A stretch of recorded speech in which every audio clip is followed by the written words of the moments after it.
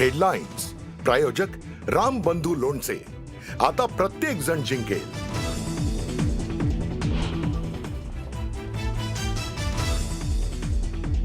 संभाजीनगरमध्ये MIM प्रमुख ओवैसींची rally. ज्या परिसरात जलील यांच्यावर हल्ला झाला होता तिथूनच रॅली.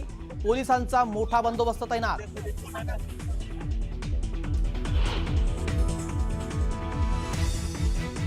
मी महाराष्ट्राचा दादा आहे, गल्लीतला दादा नाही. अजित पवारांकडून पुन्हा एकदा महेश लांडगेंचा समाचार.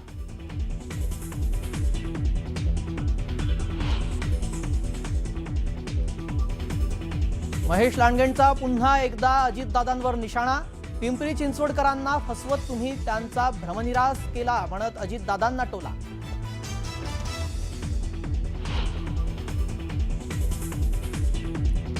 उद्धव ठाकरे हे विकास विरोधी आहेत तर करप्ट आणि कन्फ्युजनची ठाकरे बंधूंची युती. मुंबईकरांना सावध होण्याची वेळ. ठाकरे बंधूंच्या सभेवर टीका करत आशिष शेलारांनी सुनावले खडेबोल.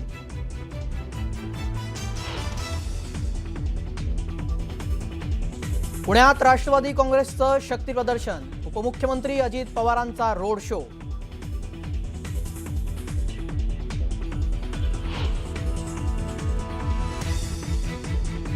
महायुतीच्या मुंबईतल्या प्रचाराचा समारोप आज शिवाजी पार्कातल्या सभेनं होणार. सीएम फडणवीस डीसीएम शिंदेंची तोफ धडाडणार. राज आणि उद्धव ठाकरेंच्या आरोपांना काय उत्तर देणार याकडे सगळ्यांचं लक्ष.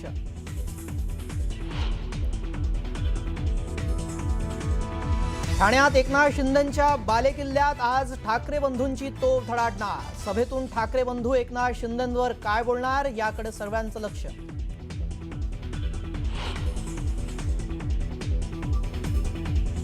अंबरनाथ उपनगराध्यक्ष पदासाठी आज निवडणूक. शिवसेनेला पाठिंबा देणाऱ्या राष्ट्रवादीच्या 4 नगरसेवकांना बजावला व्हीप. विरोधात मतदान केल्यास होणार कारवाई.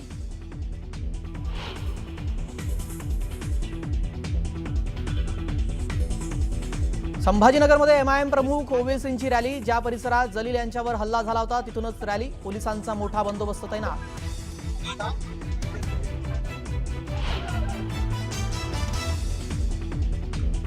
डोंबिवलीत पैसे वाटपावरून आरोप प्रत्यारोप. तुकाराम नगर परिसरात पैसे वाटल्याच्या आरोपांवरून शिवसेना आणि भाजपमध्येच जुंपली.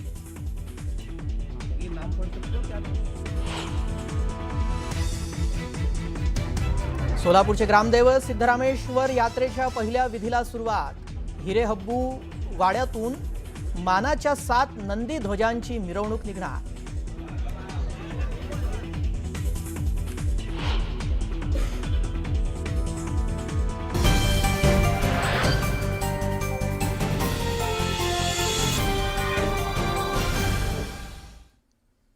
नमस्कार, मी श्रेयस पांडे. तुम्ही पाहताय न्यूज 18 मराठी, महाराष्ट्राचा आवाज.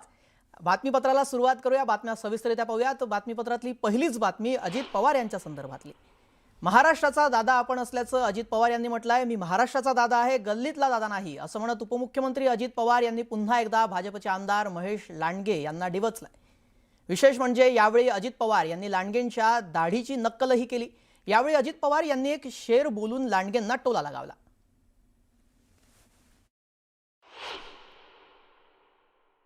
हा महाराष्ट्रातील दादाचा वादा आहे. आज मी महाराष्ट्राचं नेतृत्व करतो. गल्लीतला दादा नाही, मी महाराष्ट्राचा दादा आहे. गल्लीतला दादा ओळखा पाहू. त्या पद्धतीनं मित्रांनो एकच सांगतो, डर जाऊ आसानी से मैं वो कश्ती नहीं. डर जाऊ आसानी से मैं वो कश्ती नहीं. मिटा सको तुम मुझे ये बात तुम्हारे बस की नहीं. अजित पवार आणि महेश लांडगेंमधील आरोप प्रत्यारोपांच्या फैरी सुरूच आहेत. पिंपरी चिंचवडमधील विकास कामांच्या मुद्द्यावरून महेश लांडगेंनी पुन्हा एकदा डिवचलंय. अजित पवार हे केवळ खोटे आरोप आणि बदनामी करण्यासाठी येतात. ज्या पिंपरी चिंचवडकरांनी त्यांना वर्षानुवर्ष सत्ता दिली त्यांचीच त्यांनी फसवणूक केली असं महेश लांडगे यांनी म्हटलेलं आहे. स्वप्नांचा भ्रमनिराश केला असं देखील ते म्हणाले. अशा शब्दामध्ये भोसरीचे आमदार महेश लांडगे यांनी उपमुख्यमंत्री अजित पवार यांच्यावर जोरदार पलटवार केलाय.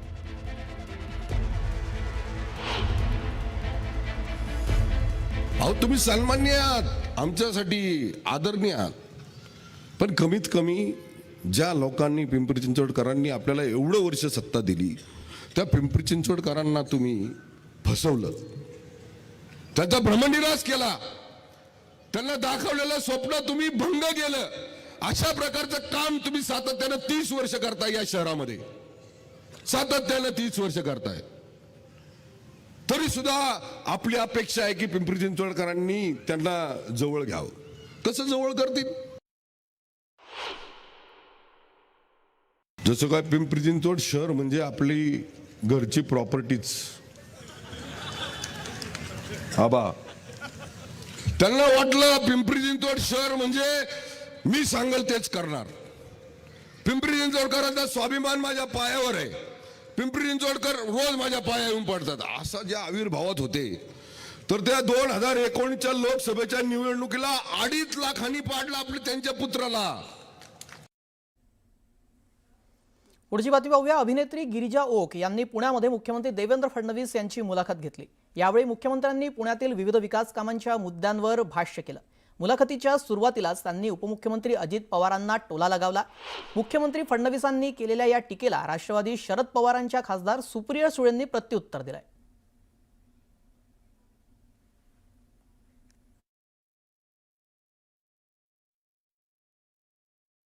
आपण एकीकडे सगळे म्हणतो गुन्हेगारी संपली पाहिजे, सगळ्यांच्या मनात आहे. अनेक वेळा तर मी भाषणं ऐकली आहेत की पुण्यातली कोयता गँग संपवा, पुण्यातली गुन्हेगारी संपवा, पुण्यातली गुन्हेगारी संपली नाही तर मी पोलीस आयुक्त तुमच्यावर कारवाई करीन. अशी भाषणं केल्यानंतर मग त्याच गुन्हेगारांना तिकीटं द्यायची आणि त्यांच्या समर्थनार्थ बोलायचं, हे किती चुकीचं आहे. अतिशय मला असं वाटतं की हे पुणेकरांना बिलकुल आवडणार नाही. तुम्ही त्यातनं काही मार्ग काढा. बघा, मी तर या निवडणुकीत ठरवलं आहे कुठली टीका करायची नाही, मी टीका पण करत नाही. पण एक कुठेतरी माझ्यातल्या गृहमंत्र्याला देखील असं वाटतं की चाललं काय आहे की एकीकडे तुम्ही जर सांगताय की गुन्हेगारी संपली पाहिजे आणि दुसरीकडे गुन्हेगारांना तिकीटं आपण देतो आहोत आणि मग त्याच्यामध्ये या पार्टीत तो गेला आहे म्हणून दिला आहे आणि त्यांच्याशी अलायन्स आहे, या सगळ्या गोष्टीला अर्थ नाही आहे. मी तर असं म्हणेन की म्हणजे ही जी काही पद्धती आहे ना, तो एक गालिबचा शेर आहे की ता उम्र गालिब मैं यही भूल करता रहा, धूर चेहरे पर थी और आईना पूछता रहा. अशा पद्धतीचं हे आहे की आपण इकडे गुन्हेगारीवर बोलायचं आणि तिकडे गुन्हेगारांना तिकीटं द्यायची. मला असं वाटतं हे योग्य नाही आहे.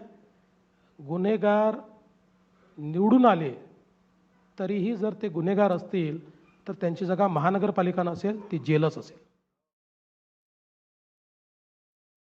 माझी तर मुख्यमंत्र्यांकडून अपेक्षा होती की त्यांनी महाराष्ट्रातली आणि पुण्यामधली गुन्हेगारी थांबावी.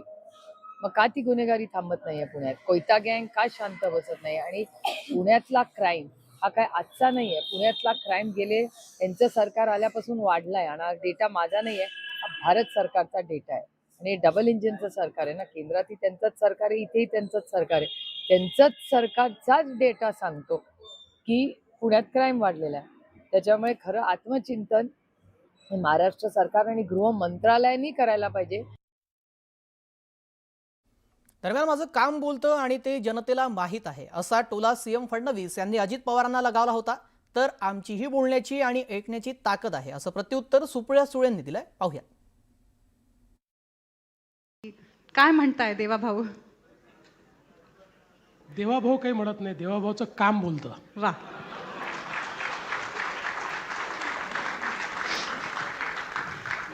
तुम्ही म्हणताय तुमचं काम बोलतं, मग अजितदादा सारखी टीका का करतात? अजितदादा बोलतात, माझं काम बोलतं, अजितदादा बोलतात. पण मला या ठिकाणी सांगितलं पाहिजे की खरं म्हणजे या निवडणुकीमध्ये आम्हाला आधी हे लक्षात आलं होतं की पुणे असेल, पिंपरी चिंचवड असेल, या ठिकाणी आम्ही युतीने लढू शकत नाही, कारण आम्ही दोन्ही स्ट्रॉंग पार्टी आहोत. बीजेपी नंबर 1ची पार्टी आहे. बघा, ही लोकशाही आहे, प्रत्येकाला बोलायचा अधिकार आहे. आणि त्याच्यामुळे जसं आम्ही आमची बोलायची ताकद आहे तशी आमची ऐकायची ताकद आम्ही ठेवली पाहिजे. दरम्यान निवडणुकीच्या प्रचारादरम्यान आरोप प्रत्यारोप होत आहेत आणि त्यातूनच आता राष्ट्रवादीची सत्ता आली तर मेट्रो प्रवास मोफत देऊ, असं आश्वासन अजित पवार यांनी पुणेकरांना दिलंय. यावर फडणवीसांनी काहीही आश्वासन द्यायला काय जातंय असा टोला लगावलाय. त्यावर सुप्रिया सुळेंनीही प्रत्युत्तर दिलंय. पाहूयात. अजितदादांचा विषय निघालाच आहे, तर अगदी हल्लीच त्यांच्या एका भाषणात ते असं म्हणाले की मेट्रोचं तिकीट मोफत केलं पाहिजे. तर हे खरंच शक्य आहे का? ॲक्च्युली आता आज मी अनाऊन्स करणार होतो की पुण्यातनं उडणारे जेवढे विमानं आहेत त्या विमानांमध्ये महिलांना तिकीट माफ केलं पाहिजे. अनाऊन्स करायला काय लागतं? आपल्या बापाचं काय जातं अनाऊन्स करायला?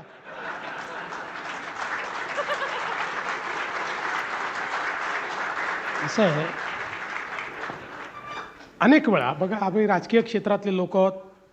अनेक वेळा निवडणुकीच्या जिंकण्याच्या डेस्परेशनमध्ये ज्यावेळी आम्हाला माहिती असतं की निवडून येता येत नाही, अशा परिस्थितीत आम्ही काही जाहीरनामे काढतो, त्या जाहीरनाम्यांमध्ये काही म्हणतो. पण तरी माझं म्हणणं आहे, किमान पब्लिकचा विश्वास बसेल अशा तरी गोष्टी म्हटल्या पाहिजे ना, म्हणजे आपण करू शकू.